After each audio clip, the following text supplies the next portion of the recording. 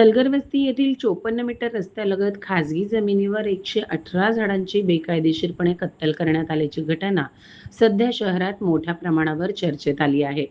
मात्र यावर महापालिका आयुक्त डॉक्टर सचिन ओंबासे यांनी बुधवारी सकाळी पाहणी करत या प्रकरणात एका झाडासाठी 1 लाख रुपये प्रमाणे दंड आकारण्यात यावा असा धाडसी निर्णय दिला आहे.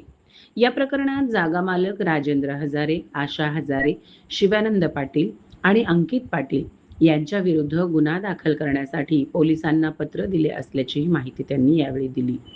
यात हजारेंसह चौघांकडून 1,18,00,000चा दंड वसूल करण्यात येणार असल्याचेही डॉक्टर ओंबासे म्हणाले.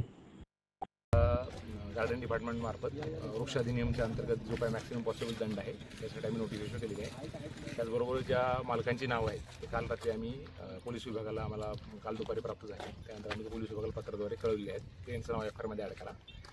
अवैध बांधकामचं सुद्धा या ठिकाणी कंपाऊंड वॉलचं काम झालेलं दिसून येतं. त्याचा दंडसुद्धा आकारण्यात यावा त्यासाठी आम्ही सूचना आमच्या बांधकाम विभागाचे जे त्यांना दिलेले आणि त्याचबरोबर फॉरेस्ट डिपार्टमेंटचं जे काही झाडांचं मूल्यांकन आहे तो अधिक आमचा असलेला तो दंड वृक्ष अधिनियमच्या अंतर्गत असलेला तर ते आणि त्यांना एक संधी आम्ही देऊ. त्यांचं म्हणणं आहे ह्यापूर्वी आम्ही 48 संधी दिली, त्यांनी आम्हाला काही कुठलंही उत्तर दिलेलं नाही. त्यांना त्यांची बाजू मांडण्यासाठी एक अंतिम संधी म्हणून अजून एकदा व्हॅल्युएशन करून व्हॅल्युएशनसह त्यांना आम्ही अंतिम संधी देऊ आणि त्यानंतर ते योग्य आढळून आल्यास